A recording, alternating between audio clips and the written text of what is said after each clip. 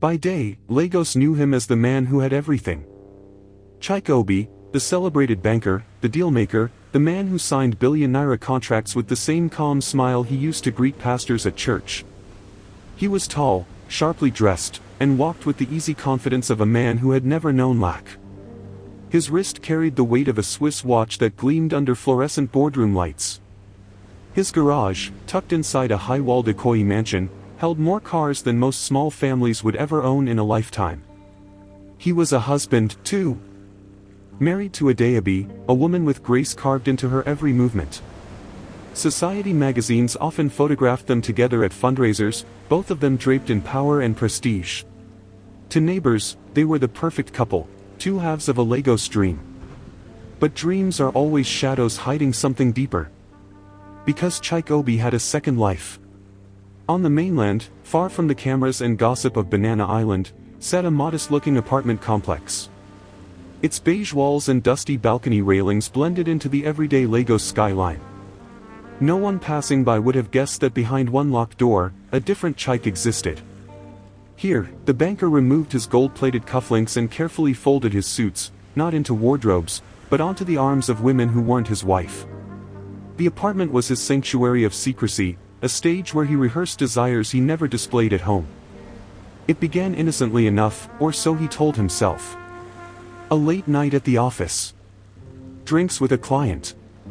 A moment of weakness with a junior colleague who lingered too long in his office doorway. But one secret kiss becomes two. One tryst becomes a ritual.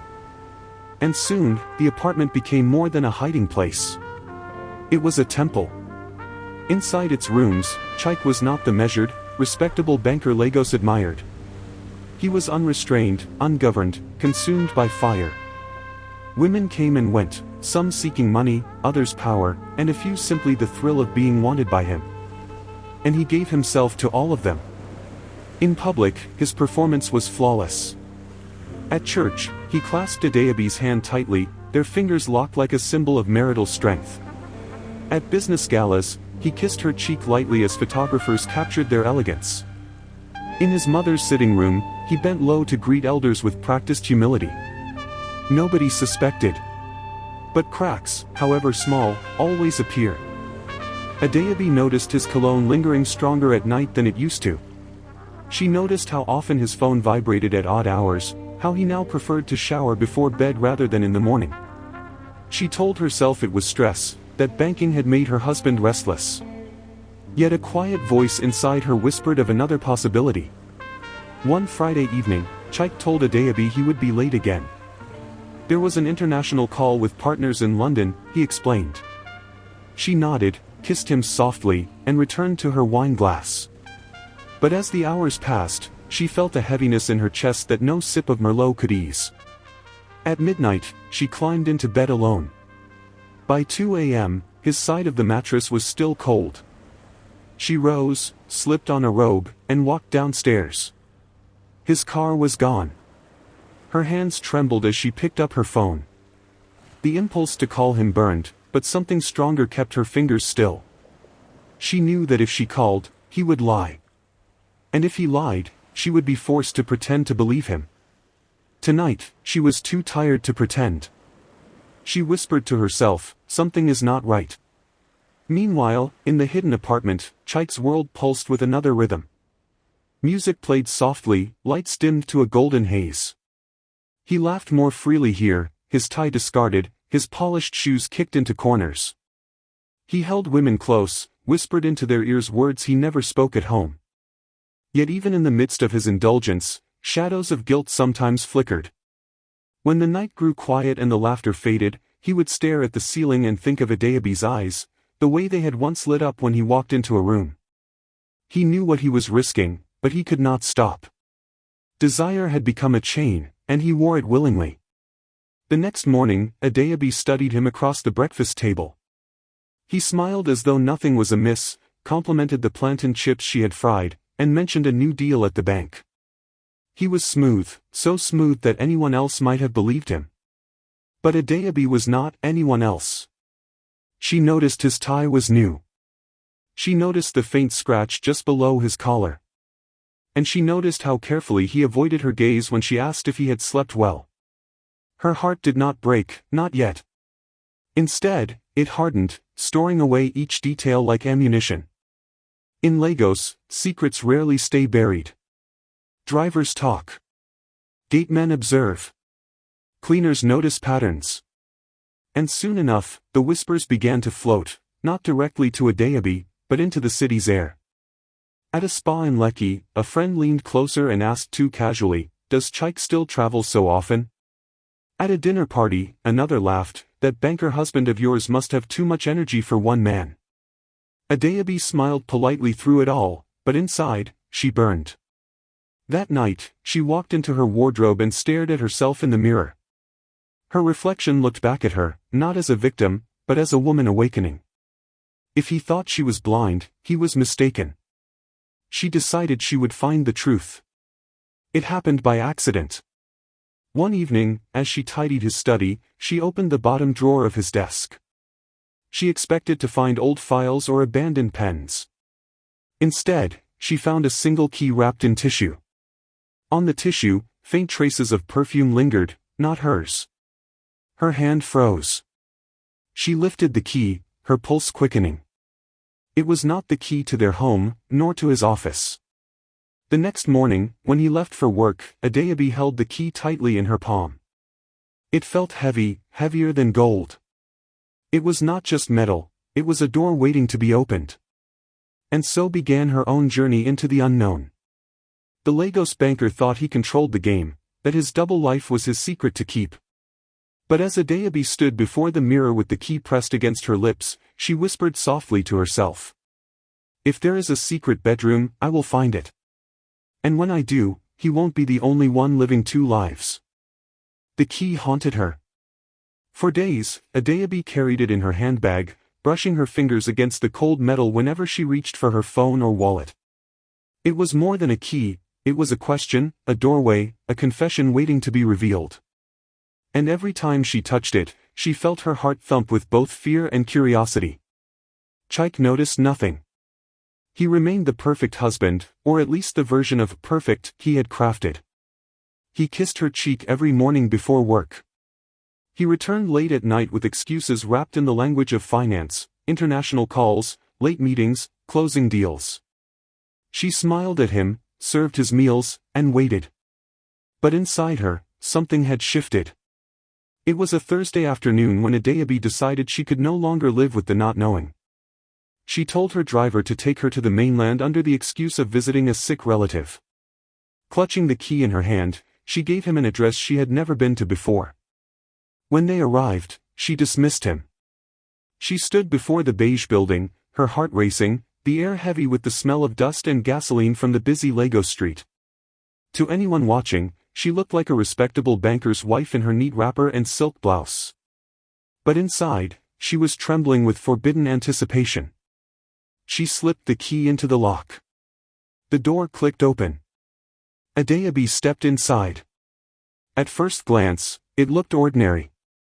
A small living room, curtains drawn, air faintly scented with cologne and perfume. But the details betrayed him. A wine glass sat abandoned on the coffee table, red lipstick smeared across the rim. A woman's scarf lay tossed across the arm of the sofa. Her breath caught. She walked further inside, into the bedroom. The sheets were crumpled, stained with the unmistakable evidence of passion. On the nightstand, a gold bracelet gleamed, cheap, gaudy, not her style. Someone had left it behind in haste. Adeobi pressed her hand to her chest. She had suspected, yes, but suspicion was air, weightless, intangible. This was real. The bed was real. The scarf was real. The perfume was real. Her husband had not simply betrayed her. He had built another life here. Anger should have consumed her. But as she stood there, staring at the disheveled sheets, she felt something unexpected. Curiosity. What was it about this place that drew him so often? What did he seek here that he could not find in her? And why, instead of crumbling under the weight of betrayal, did her body feel alive, awake, tingling with a strange energy? Her fingers grazed the scarf. She brought it to her face, inhaled, and closed her eyes. The scent was sharp, intoxicating. She imagined her husband here, his voice low, his body pressed against another. She imagined the sounds, the heat, the reckless abandon. Her knees grew weak. She dropped the scarf and stumbled back, ashamed of herself. What kind of woman felt desire in the face of betrayal? Adeobi left the apartment that day, but she did not throw the key away. Instead, she kept it, waiting, planning. 2 weeks later, she followed him. She waited until he left the house for a business meeting, then slipped quietly into her car and trailed him at a distance. Through crowded streets and noisy intersections, she kept her eyes locked on his silver Mercedes. And just as she feared, no, just as she expected, he did not turn toward his office. He crossed the bridge, weaving into the mainland traffic, until finally, he pulled up to the beige apartment complex. Adeobi parked 2 streets away and walked, her scarf pulled low over her face. She moved like a thief, though in truth, she was only stealing back what was hers. From the shadows, she watched as Chaik entered the building with a woman at his side. The woman was young, no older than 22, with braids swinging and laughter bubbling from her lips. Adeobi's stomach twisted, but not entirely from pain. She stayed hidden as the minutes stretched into hours. And then, when the woman finally left, her hair messy, her blouse rumpled, Adeobi knew the truth in her bones. This was not a one-time fling. This was her husband's sanctuary. And she had found it. That night, she lay beside him in their marital bed, his arm draped across her waist. He slept peacefully, oblivious. But Adeobi's eyes stayed open, staring into the dark. She thought of the apartment. She thought of the women. She thought of her own reaction, the shameful rush of heat when she had imagined him with someone else. And she realized something terrifying: she wanted to see more. Not because she wanted to leave him. Not because she wanted revenge. But because, deep down, she wanted to step into the fire herself. Betrayal had not broken her. It had awakened her. The next time he said he would be late, Adeobi did not wait at home. Instead, she drove to the apartment alone. She unlocked the door with steady hands, walked inside, and turned on the lights. The place was quiet, the bed neatly made this time. She sat on the edge of it, her fingers tracing the sheets. She could almost hear echoes of laughter, whispers, sighs. And then she did something she never thought she could. She lay back on the bed, spread her arms wide, and closed her eyes. In her mind, she imagined not just her husband, but herself, entwined in the forbidden world he had created. It was as though a veil had lifted. She was no longer just the respectable wife. She was a woman with desires of her own. Over the weeks that followed, Adeobi's life changed in ways too subtle for outsiders to notice. She dressed differently, a little bolder, a little freer. She carried herself with a quiet confidence that came from knowing she held a secret her husband didn't realize she had discovered. And one evening, as she watched him dress for yet another late meeting, she smiled to herself. She no longer felt like the betrayed. She felt like the one holding the cards. Because when the time came, she would not confront him with anger. No, she would confront him with something far more dangerous. A choice. As Adeobi stood in front of her mirror one night, slipping into a silk gown she had never dared to wear before, she whispered to her reflection. "You thought this secret was yours, Chaik. But it belongs to us now. And when I step into your hidden world, you will not be the same man again." Her eyes glittered, not with tears, but with hunger. The wife was no longer just a spectator. She was about to become a player. The night Adeobi finally revealed herself began like every other. Chaik had left the house in his silver Mercedes, carrying the excuse of another late-night meeting. He kissed her on the cheek, his lips brushing her skin with a gentleness that would have fooled anyone else. But Adeobi knew better. She had known for weeks. She did not cry. She did not rage. Instead, she waited until he was gone, then reached into her drawer for the key. The key that had burned her palm the first day she found it. The key that had led her to the truth. Tonight, she would no longer be a shadow at the edge of his secret. Tonight, she would walk into the fire itself. She arrived at the apartment quietly, her heart pounding as she climbed the narrow staircase. From behind the door, laughter spilled out, low, sultry, careless. Adeobi tightened her grip on the key. With one twist, the door opened. The scene froze. Chaik sat on the sofa, shirt half unbuttoned, his arm draped around a young woman whose eyes widened in alarm. Wine glasses glittered on the table, and soft music floated through the air. For a long moment, no one moved. Then Adeobi stepped inside and closed the door behind her. "Don't stop on my account," she said, her voice calm, almost too calm. Chaik's face drained of color. "Adeobi."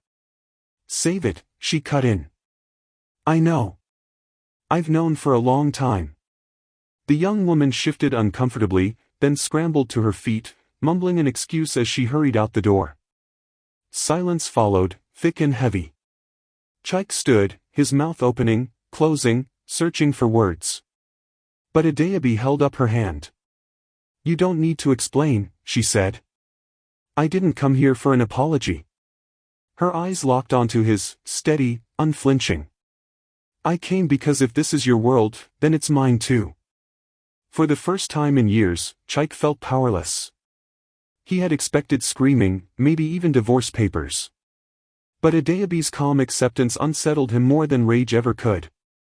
You want to be part of this?" he asked slowly, his voice uncertain.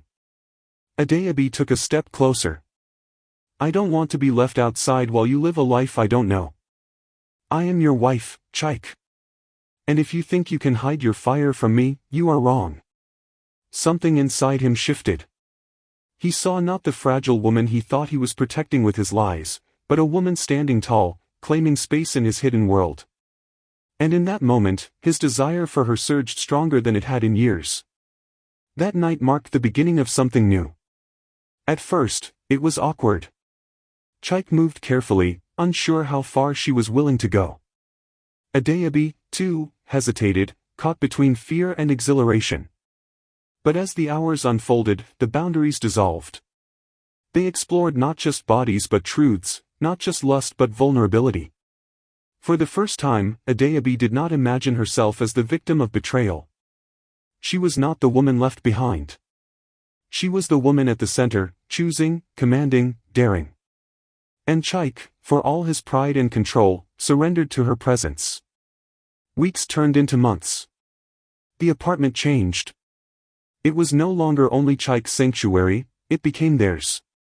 Together, they redecorated, silk sheets, mirrors, dim golden lights. They no longer sneaked around each other, instead, they planned together. They began inviting others into their space, carefully chosen, never anyone who could threaten their public image. A politician's daughter. A young socialite eager to taste danger. A rising executive hungry for both mentorship and intimacy. The encounters were daring, intoxicating, sometimes reckless. But through it all, one truth emerged: Adeobi was no longer a bystander. She was a queen. And Chaik found himself both terrified and thrilled by the force she had become. It wasn't just about desire anymore. It was about control. Adeobi discovered she had a talent for orchestrating moments, setting the stage, deciding who entered their world and who was cast out.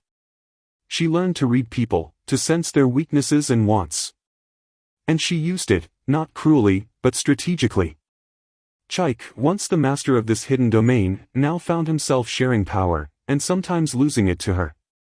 There were nights when she stood in the center of the room, commanding attention with nothing but her gaze. Nights when Chaik realized that he was no longer the hunter but the hunted, no longer the man in control but the man willingly surrendering to his wife's awakening. And he loved it. In Lagos society, the couple's image remained untouched. They still appeared at galas, holding hands, smiling for cameras. Friends still whispered about their perfect marriage. Church members still admired their devotion. But behind closed doors, in that hidden apartment, they played games too dangerous for the world to ever see.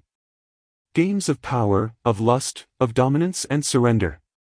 Their secret became their strength. One night, after a particularly charged evening, Adeobi lay beside her husband, the air thick with the remnants of their indulgence. She turned to him, her eyes sharp, her lips curved in a knowing smile. "You thought your betrayal would destroy me," she whispered. "But all it did was set me free. You gave me fire, Chike. And now, together, we burn." Chike stared at her, humbled, awed, and a little afraid. For he realized she was no longer the woman he had married years ago. She was something greater, his equal, his rival, his queen. And he could not imagine his life without her. Their story became legend, though no one knew it. In Lagos, people envied their marriage, never suspecting the truth behind their smiles. But the lesson of the banker's secret bedroom lingered, hidden beneath the surface. Not all betrayals destroy. Some transform. Some awaken. Some turn pain into power. For Chike and Adeobi, betrayal had not ended their love. It had reborn it, into something darker, fiercer, and unbreakable. And as they stood together in the balcony of their secret apartment, the city lights of Lagos flickering below, Adeobi whispered one final truth into the night. Power is not in keeping secrets. Power is in owning them.